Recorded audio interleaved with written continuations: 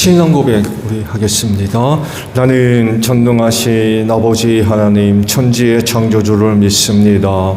나는 그의 유일하신 아들 우리 주 예수 그리스도를 믿습니다. 그는 성령으로 잉태되어 동정녀 마리아에게서 나시고 본디오 빌라도에게 고난을 받아 십자가에 못 박혀 죽으시고 장사된 지 사흘 만에 죽은 자 가운데서 다시 살아나셨으며 하늘에 오르시어 전능하신 아버지 하나님 우편에 앉아 계시다가 거기로부터 살아있는 자와 죽은 자를 심판하러 오십니다. 나는 성령을 믿으며 거룩한 공교회와 성도의 교제와 죄를 용서받는 것과 몸의 부활과 영생을 믿습니다. 아멘. 308장 부르시고 말씀을 봅니다.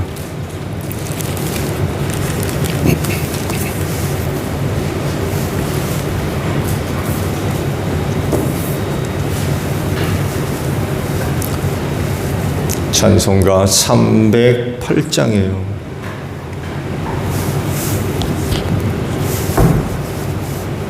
내 평생 살아온 길 뒤를 돌아보니 걸음마다 장마다 모두 죄뿐입니다. 우리 죄를 사하신 주의 은혜 크시니 골고다의 언덕길 주님 바라봅니다.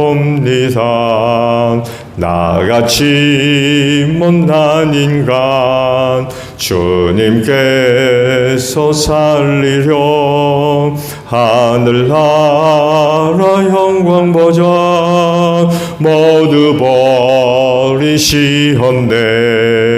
낮고 낮은 세상에 사람 형상 입으신 하나님의 큰 사랑 어디에다 견주리.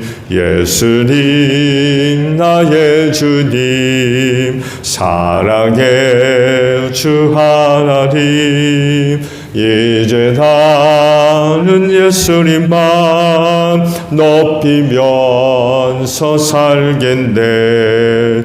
나의 남은 인생을 주와 동행하면서 주님 사랑 전하며 말씀 따라 살겠네.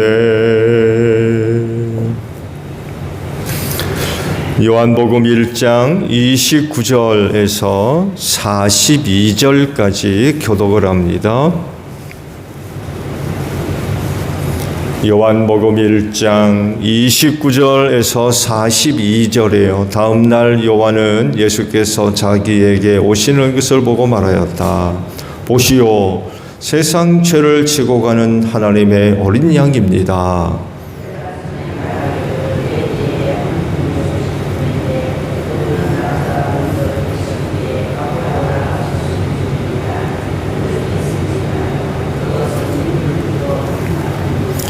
나도 이분을 알지 못하였습니다. 내가 와서 물로 세례를 주는 것은 이분을 이스라엘에게 알리려고 하는 것입니다.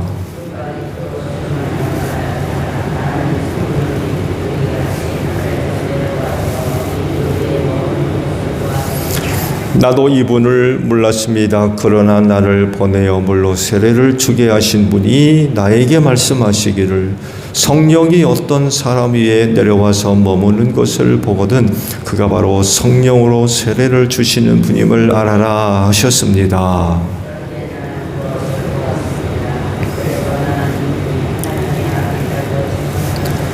다음 날 요한이 다시 자기 제자 두 사람과 같이 서 있다가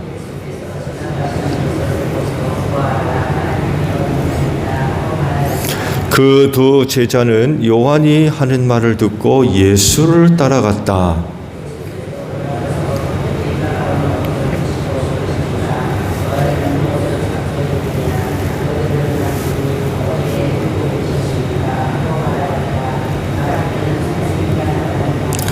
예수께서 그들에게 대답하셨다. 와서 보아라. 그들이 따라가서 예수께서 묵고 계신 것을 보고 그날을 그와 함께 지냈다. 때는 오후 4시쯤이었다.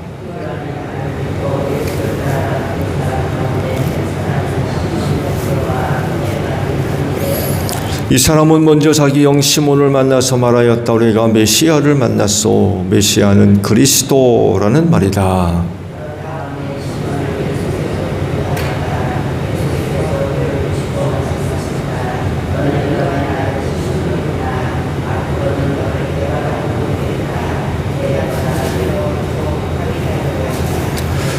아멘. 자, 오늘은요 37절의 말씀을 함께 나누려고 합니다. 그 제자는 요한이 하는 말을 듣고 예수를 따라갔다라는 말씀입니다. 신앙생활을 위해서 필요한 것 여러 가지가 있겠지만 그 중에 또 한 가지 오늘 말씀 속에서 찾아본다고 하면 그 결단이라고 하는 단어가 있을 것 같아요. 왜냐하면 신앙은 다르기 때문에 그렇습니다. 이전에 있던 것, 그게 뭐 다른 신을 섬기건 또 일상의 생활이건 간에 예수를 믿는 신앙생활이라는 것은 이전의 것들과 완전히 다르기 때문에 그렇습니다. 신앙의 내용과 그에 따르는 여러 가지 것들이 알기 이전의 것들과 별 차이가 없다고 하면 결단이 필요해요? 그냥 생활하면 되지. 그렇지 않나요? 내가 예수를 믿기로 한 다음에 그 생활들이 믿기 이전의 생활과 차이가 없다 그러면 무슨 결단이 필요해요? 그냥 살면 되지. 근데 완전히 다르기 때문에 결단이 필요해요. 보는 눈도 달라져야 되고요. 생각하는 거, 판단하는 거, 결정하는 거, 더더욱이 생활은 완전히 다르기 때문에 결단하지 않으면 신앙생활을 할 수가 없어요. 생각해 보세요. 이전 생활과 신앙생활과 별 차이가 없다면 그럼 뭐 굳이 신앙생활을 해요?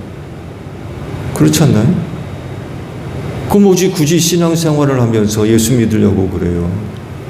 근데 완전히 다른 것을 요구하고 있기 때문에 결단하지 않으면 신앙생활을 할 수가 없어요. 좋은 예로도 주일 지켜야 되잖아요. 요즘은 주일 지키는 사람들도 많이 있지만 예수 믿느라고 주일 지키나요? 놀러 가느라고 주일 지키지. 그렇지 않아요? 주일날 교회에 나와서 예배해야 되잖아요. 세상 사람들은 다 놀러 가고 쉬고 하지만 예수 믿으려면 교회 와야 돼요, 그날. 생활 완전히 자체가 달라져야 됩니다. 그러다 보니까 결단이 필요해요. 다른 종교와도 비교해 보더라도 기독교에서 이야기하는 신앙의 내용이 또 달라요. 결코 같지 않습니다. 뭐 도덕적으로, 윤리적으로 뭐 어떤 동일한 어떤 부분들을 이야기하기 쉬운데 달라요. 왜 달라요? 성경에서 이야기하는 도덕과 윤리의 기준이 하나님에게서 나온 것들이에요. 사람들이 갖고 있는 어떤 가치에서 나온 게 아니라 출발점이 다른 거예요. 그래서 과감한 결단이 필요합니다. 하나님께서도 이스라엘 백성을 선택하시고 선민 삼으셨죠. 그래서 그들에게 요구하신 것이 뭡니까? 내가 거룩하니 너희도 거룩해야 된다는 거예요. 하나님을 알지 못하는 나라와 백성들과 달라야 된다는 거예요. 그거를 위해 율법 주신 거 아닙니까? 이거 지키며 살아라.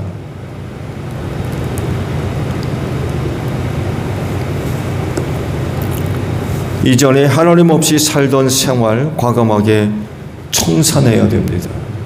그 말씀드린 대로 보는 눈도 달라져야 되고요.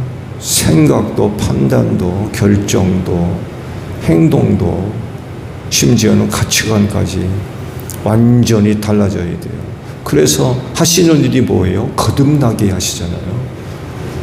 거듭나게. 이전 것은 지나갔으니 보라 새 것이 됐다고 그러잖아요.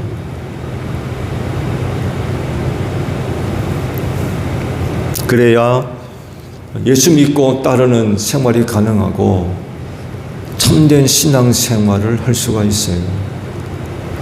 결단하지 않으면 그건 어려운 겁니다. 오늘 주신 말씀이 바로 이걸 우리에게 이야기를 하고 있습니다. 세례 요한이 두 제자와 같이 있었다고 그러죠. 그러다가 예수가 지나가는 것을 보고 그 두 제자에게 이런 얘기를 했다고 그래요. 보라, 하나님의 어린 양이다. 그러자 두 제자가 예수를 따라갔대요.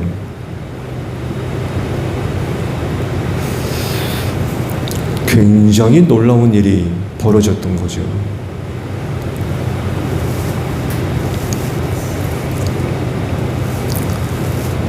그만큼 세례 요한과 같이 있었던 그의 두 제자도 대단한 결단을 내렸던 거예요. 그게 어떻게 가능했을까? 먼저 무엇보다도 세례 요한의 그동안 자기 제자들에게 혹은 사람들에게 선포하고 가르쳤던 교육의 효과라고도 할 수 있어요. 오래전부터 자기 뒤에 오실 분에 관하여서 선포를 하고 가르쳐 왔죠. 자기 뒤에 오실 그리스도. 자기는 그분의 신을 들고 다닐 자격도 없다. 신발끈을 묶을 자격도 없다. 라고 하면서 그리스도에 관하여서 이미 오래전부터 선포를 해왔고 자기 제자들을 비롯해서 자기를 따르는 많은 사람들에게 가르쳐 왔죠. 이런 말씀도 있죠. 나는 물로 세례를 주지만 내 뒤에 오시는 이는 성령과 불로 세례를 주실 분이다.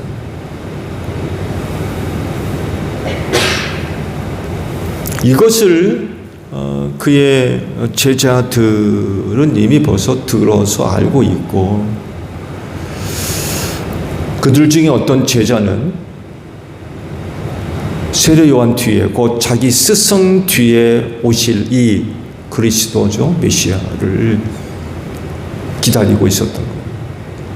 누구보다도 스승 세례 요한이 그런 가르침의 말씀을 주셨을 때 그냥 듣고 끝난 게 아니라 한 걸음 더 나아가서 믿은 거죠. 그분이 누굴까? 그분이 누굴까?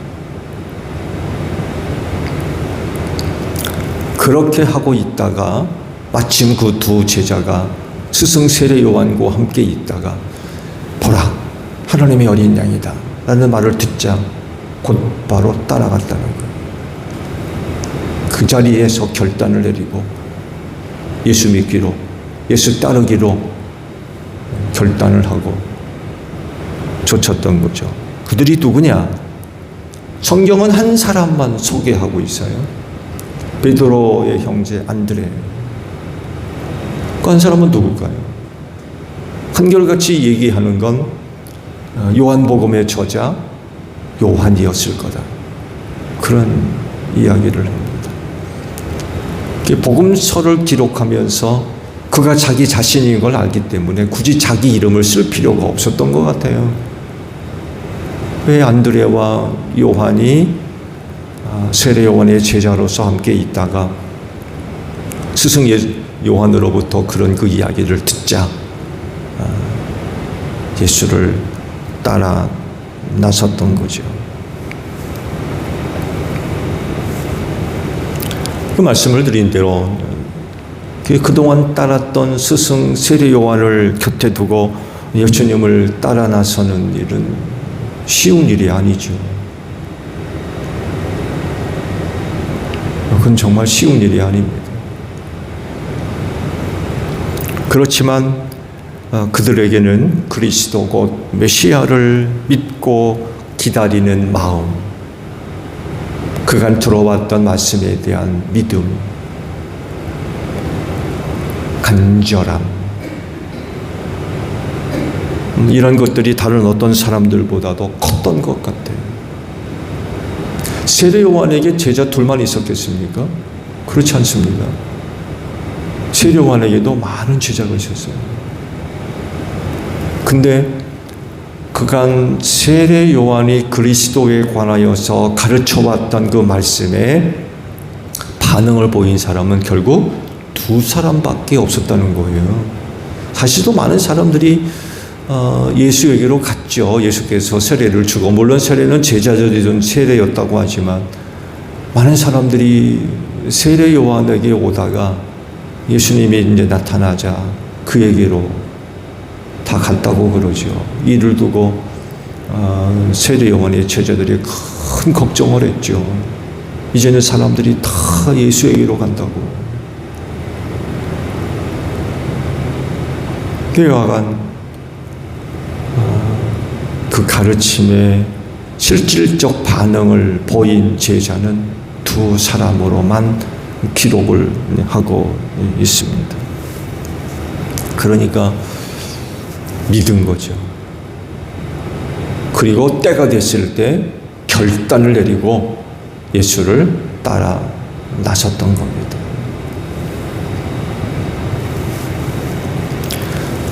이와 같은 믿음이 그대로 드러나는 사건이 뒤이어 나오고 있죠. 안드레가 그의 형 베드로에게 가가지고는 그런 얘기를 하죠. 우리가 누구를 만났다고요? 메시아를 만났다라고 이야기를 해줍니다.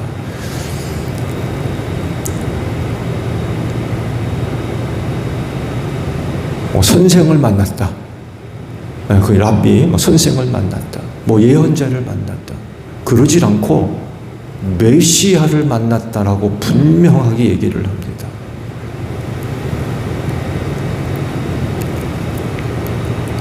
믿은 거죠. 믿었어요. 세례 요한을 통해 그동안 들어왔던, 또 가르침을 받았던 그 모든 것에 대한 결과죠. 보라, 하나님의 어린 양이다 라고 할 때 아멘 하고 결단을 내리고 따라 나섰던, 메시아임을 믿으니까 결단이 가능한 거죠. 믿음이 없으면 결단하겠습니까?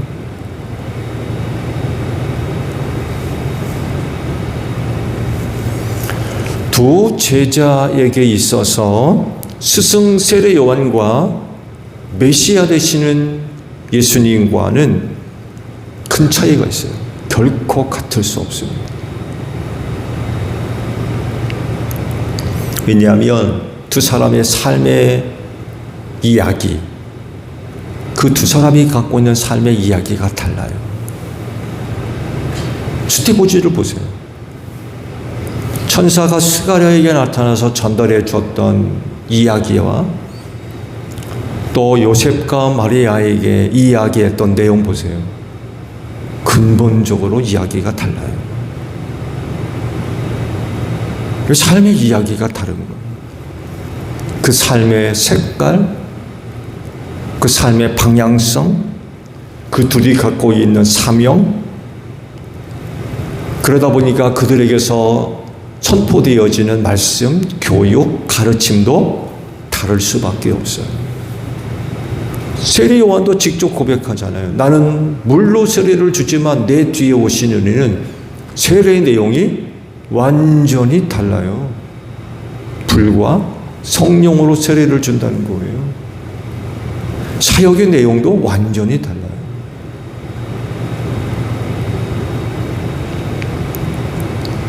더 나아가서 세례 요한은 그야말로 사람의 아들이죠. 그러나 메시아는 누구 아들입니까?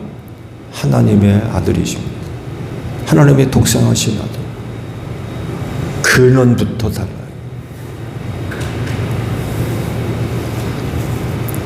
그러다 보니까 그 그 둘을 통해서 선포되어지는 말씀의 내용, 교육, 완전히 다를 수밖에 없어요.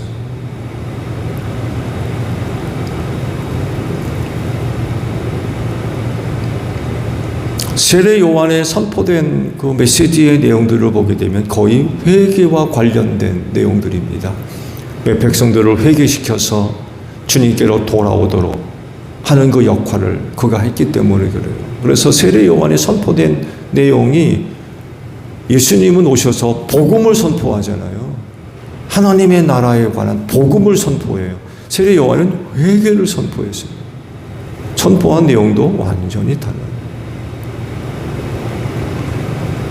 그렇다 보니까 세례 요한 스스로도 그러잖아요. 그는 흥해야 되고 나는 쇠해야 된다. 맞는 얘기예요. 자기가 흥하고 예수가 쇠하면 됩니까? 거꾸로 돼야지. 자기가 쇠해야 되고 예수가 흥해야 된다. 이걸 너무나도 잘 알고 있는 거예요.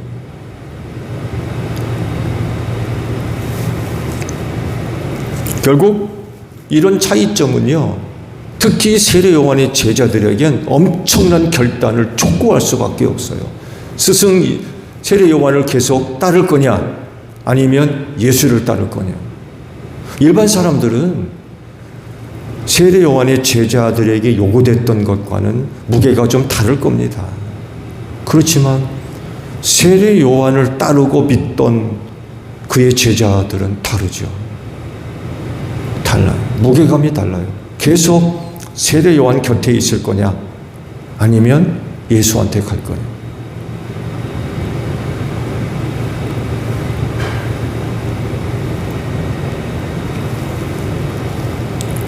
결단이 필요한 거죠. 결단하지 않으면 두 제자와 같은 모습을 보일 수가 없는 거죠.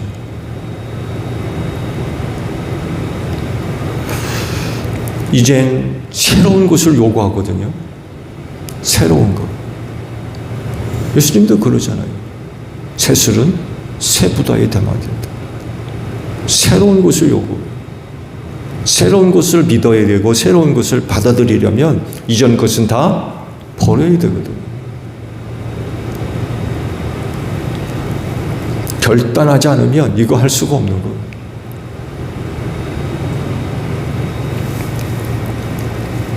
그 기독교 신앙은 그래서 결단을 내릴 수 있어야 됩니다. 말씀드린 대로 그건 이전의 어떤 것과 같은 것이 없기 때문에 그래요. 새 것이에요. 그야말로 새 것. 전혀 다른 것.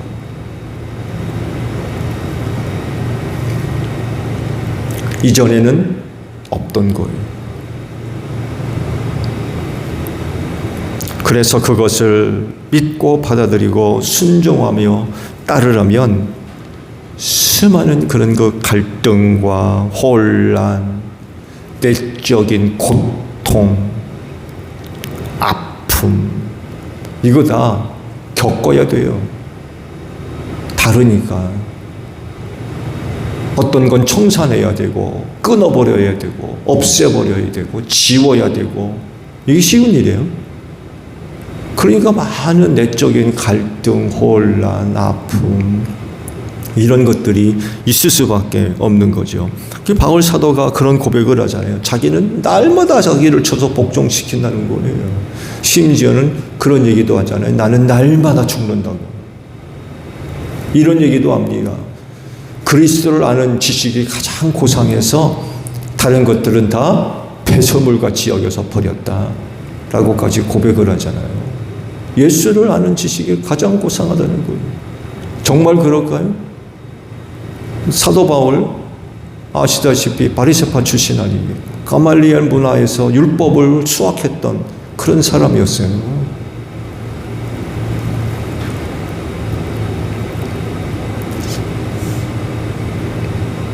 정말 바리새파를 대표해가지고 교회를 핍박했던 그런 사람이었습니다. 근데 예수를 믿고 나니까 그리스도를 아는 지식이 가장 고상해서 다른 것들은 다 폐수물과 지역에서 버렸더라.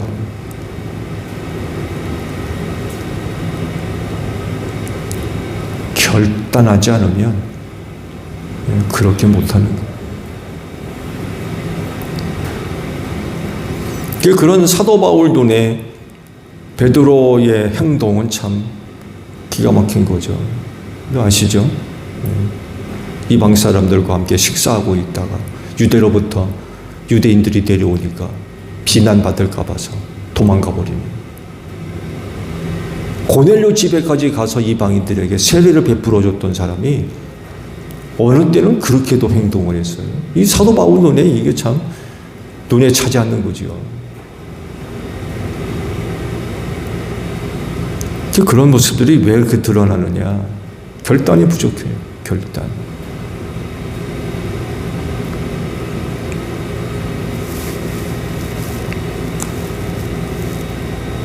결단하지 않으면 옛 생활들. 그 베드로가 바로 옛 생활로 돌아간 거 아닙니까?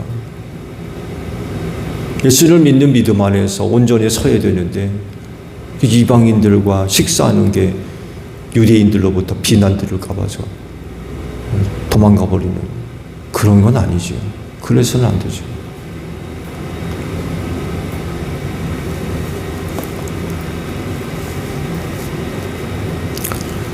예수 믿고 이전 생활로 돌아가거나 예수 믿으면서 이전 생활과 단절된, 끊어진 그런 새로운 생활을 하지 않는다. 이건 있을 수가 없는 거죠. 결코 다시 돌아갈 수 없어. 이전 생활을 계속하면서 신앙생활을 한다? 이건 역시 있을 수가 없어. 결단을 내려야 돼요. 결단을 내려서 하나님 없이 살았던 이전 생활과 단절이 되어야 되죠.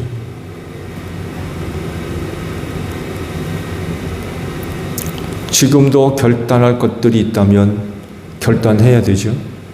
지금도 결단해야 할 것들이 있다고 하면 결단을 내려야 됩니다. 그래서 오늘 우리가 갖고 있는 그 신앙의 온전함을 이루어야 되겠죠. 신앙의 완전을 이루십시오. 그러잖아요. 내가 완전하니 너희도 완전해야 된다.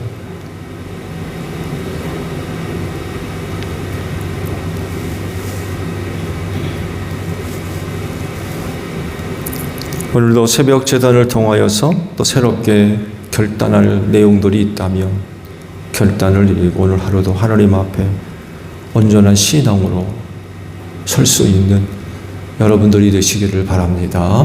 주기도문 합니다. 하늘에 계신 우리 아버지, 아버지의 이름을 거룩하게 하시며 아버지의 나라가 오게 하시며 아버지의 뜻이 하늘에서와 같이 땅에서도 이루어지게 하소서. 오늘 우리에게 일용할 양식을 주시고 우리가 우리에게 잘못한 사람을 용서하여 준 것 같이 우리 죄를 용서하여 주시고 우리를 시험에 빠지지 않게 하시고 악에서 구하소서.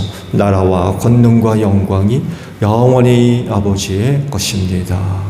아멘. 기도하겠습니다.